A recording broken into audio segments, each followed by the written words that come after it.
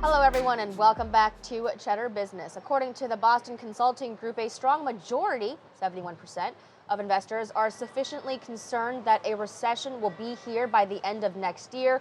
With us now to discuss is Hady Farag, the partner and associate director for Boston Consulting Group, one of the co-authors of the report. It's great to have you with us. We haven't talked about this R word in a while. Is it a big R or a short R? And what would be the causes here, according to the report? Thanks for having me on this topic. Um, what we've heard, indeed, and you mentioned it, 71%, which is a record high of investors, told us they expect a recession within the next 2 years.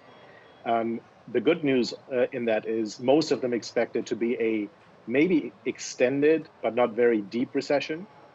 And as a result, what they tell us is that they want companies to be prepared but not over prepared, and that companies need to look beyond the recession and need to be really ready to garner and momentum coming out of any potential downturn by investing into the right technologies, the right capabilities now.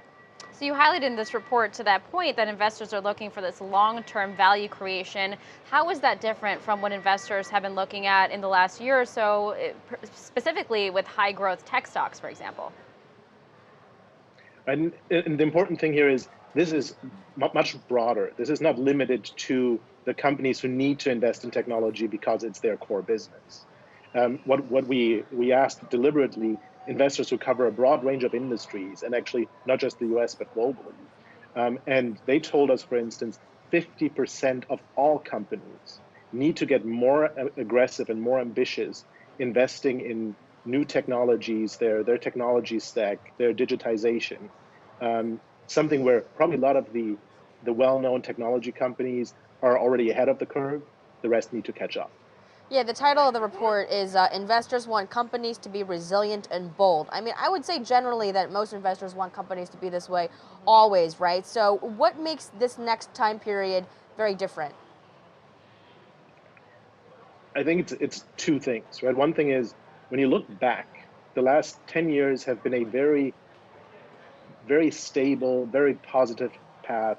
Companies have worked a lot on their cost bases. They've gotten really lean and efficient by and large. They have increased their cash payouts, um, share buybacks at a record level, for example. Um, Now the future is going to be much more diverse. A lot more companies are going to falter as others succeed. There's going to be a lot more change industries moving up or down. Um, that is why investing now and being bold now is even more important than it used to be, because your core businesses may be disrupted much more easily in the next 5 years than they were in the last 5 years. What does proactively preparing a recession plan look like? Is it similar to what banks might do with stress testing? How do you expect this to manifest itself for different companies? Right. There definitely is a component that is very similar to what banks are forced to do by regulators, which is basically understanding your financial profile, pressure testing for most companies, your free cash flow generation, making sure that you're able to fund both your payout commitments and your reinvestments. But there is a whole series of much more operational moves that companies can do, which is really look at your cost base. If it is not either efficient already or flexible enough that you're able to say push back some costs, delay investments over time, Right. in case of a recession. Those are things that you need to do now so that when, and not if, but when the recession hits, you are in a position where Sure. you will be hit much less. You're right. And we know business cycle means that we're going to get one. So just a matter of time. Two really quick Exactly. questions.